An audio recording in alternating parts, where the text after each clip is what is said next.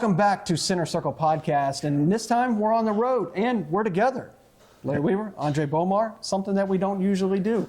It's a little bit special. Tonight was the conference manager meeting with the UPSL Georgia Conference, both the Division I and with the Premier Division.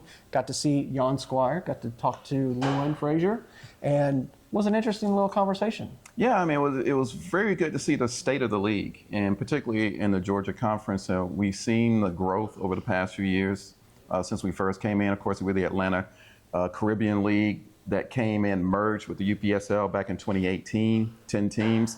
None of those teams are here now, and now we have a whole new professionally based set of teams that are trying to make a statement on a national level. And so this meeting really was a good informational exchange that we had, and I think that as good as last season was, I think this one coming up is going to be even more compelling as we get into the spring 2025 season. And the season is not only just about to kick off this Saturday, but the league itself has grown. We now have a team in Chattanooga for Division I. Mm-hmm. You've got the two teams, UMA and FC Birmingham in Atlanta, over in Birmingham, and in Alabama. Seal, Alabama is where UMA is going to be. Mm-hmm. You've also got the three teams down in Columbus, Georgia. You've got teams that are North Georgia and Dalton, which will be there. So new ownership there as well. New academy, second Division I team. Yeah, Atletico Buford that just started. They're going to be up in the Northeast. Mm-hmm. So the league continues to. I mean, at least we forget a women's division that starts this summer, and a youth academy going full blown in the fall coming up. I mean, it has gotten bigger and bigger. We remember those days of when it was just that tiny little Caribbean league that was playing. The struggle. All the games were played out of the exact same stadium in one day, 5 matches in a row. Now, multiple places we're traveling hundreds of miles to and from every single weekend.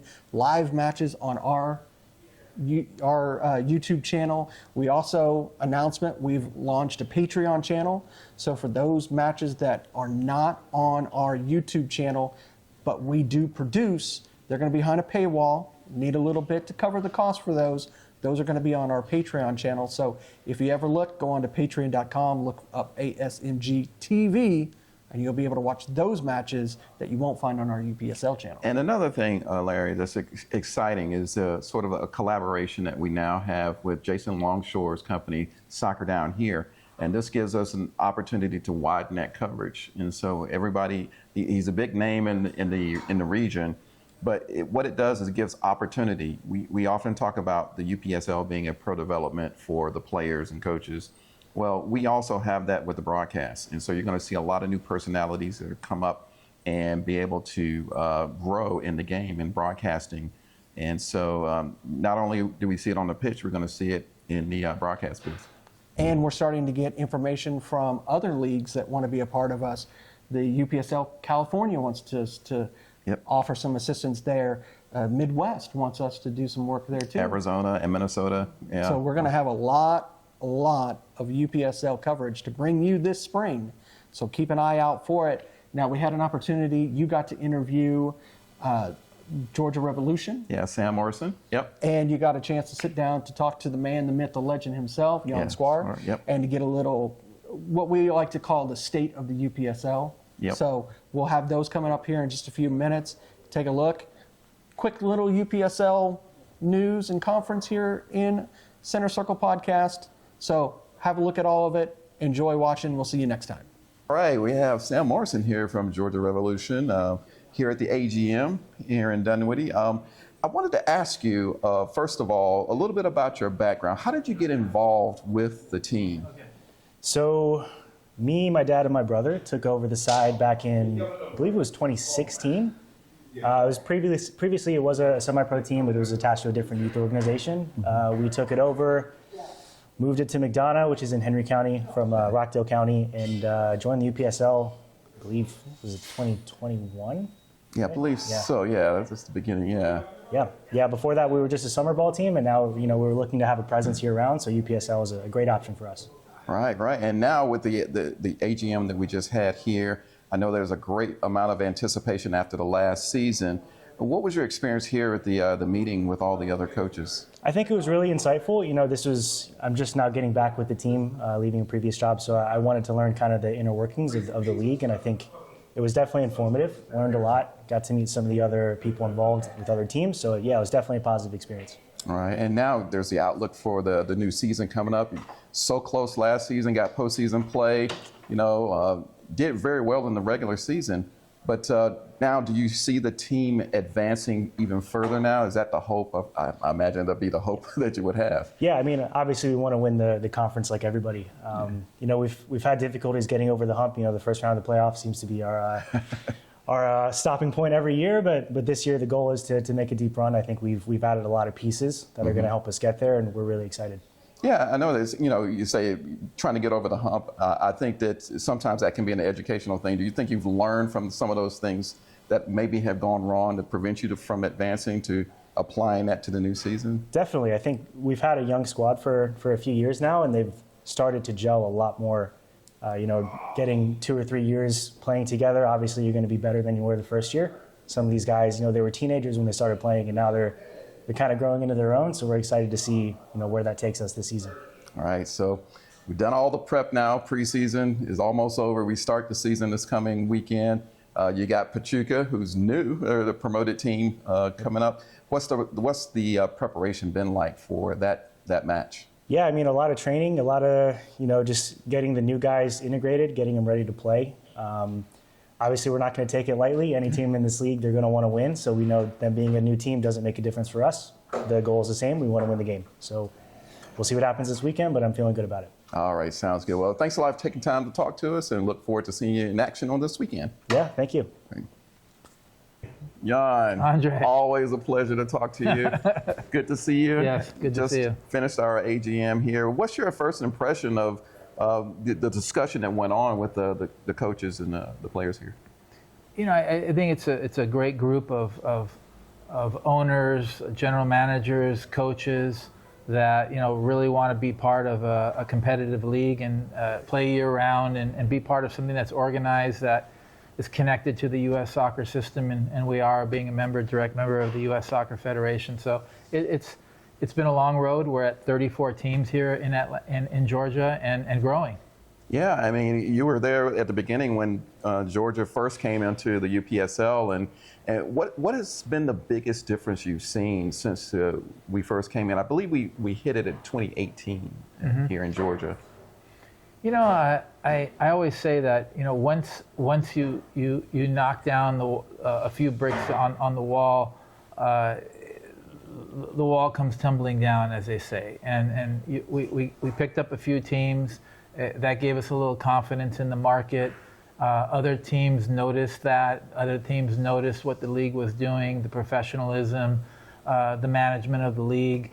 And I think just everything that's good takes time. It doesn't happen overnight. Sometimes you get lucky, it happens fast. And sometimes you got to work for it and it takes 6-7 years. And I think we've been at this for about 6-7 years now here in Georgia. And I think the future is bright. And what have you seen about the market here in Georgia as far as the UPSL? Do you see it growing even more than it has before? We got Atlanta United here. And you got Atlanta United. You got the U.S. Soccer Federation setting up the National Training Center here in Atlanta. I mean, you got a very vibrant city here. It's amazing. You drive around. There's just the architecture, the population is strong, the soccer community is strong. It's got all the basics, I think, for the UPSL to be successful in the future. Well, that's great. And on a national basis, how is it overall with the entire league? How many teams are we now looking at? I think we're now in about the 650 range, 650 teams nationally between 40 conferences. That does include men's, women's, and academy. And we're going to be kicking off academy here in the Georgia market in the fall, and our women's league in the summer. Yeah, and that's the thing that I've always had the discussion with other people. There are different types of leagues that are around. Some are franchise-based, But I find it very encouraging to have the UPSL that really focuses in on the community. The teams really connect to the local communities. They're run independently. And I think that, and it's so affordable. And I think it just gives more opportunities to the players. And some players that maybe miss out in other types of leagues like that. What are your thoughts on something like that? I think that's really the seed that the UPSL planted going back now, 12 years, Andre. Our vision was a league that would be a community-based club community-based league where we can make it affordable, a year-round league, affordable. Many of the other competing leagues are just spring-summer season, and that's it. They're off for the next 6 months. But we want our clubs playing year-round so we can produce better players, which is what players do everywhere else across this globe. They're training, they're playing 10, 11 months out of the year, and that's why their technical and their physical capabilities are very strong. And I think the U.S. is demanding. We need better players, we need better coaches, and we want to contribute to the ecosystem. And I think we've accomplished that over the last 12 years in building a framework for teams to come in and play competitively and at an affordable rate. Yeah, well, one last question, and it's related to what you just said. I mean, how do you rate the success of the league going forward? I mean, we've seen it grow over the past 12 to 14 years or whatever, however long it's been around. But how do you rate the success going forward now? Are we looking to more expansion, more exposure? What do you think? Yeah, I think that we stick to what's worked, and that is continue to populate across the U.S., here in Georgia, and really all 40 to 50 markets that we're in, and continue to populate so that we can have teams with a geographical proximity to one another, so that travel is a minimum. At the end of the day, it can really turn the engine off for many clubs if travel is 4, 5, 6 hours between for a match on a Saturday or Sunday. Clubs cannot afford to travel 12 hours and stay overnight, that type of thing. So we've been very blessed that we have teams that are right here in Atlanta, where you have a half hour, 45-minute, 1 hour drive to compete in a league match. So we'll stick to that model. We'll stick to year-round affordability. We've kept this about as affordable as we can, while having a staff and a management team to lead the charge to make sure that we govern the league properly. Well, I tell you what, it's great to have you here talking about the progress of the league, and particularly here in the Georgia Conference. But we look forward to more and bigger and better things with you, and look forward to having you back on AGM Center Circle podcast. It's going to happen, Andre. Thank you for all your efforts over the years. My pleasure. Yep.